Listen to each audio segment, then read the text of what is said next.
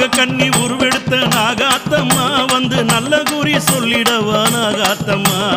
ஆதிசக்தி உருவெடுத்த நாகாத்தம்மா நீ ஆடி வர வேணும் அடி நாகாத்தம்மா.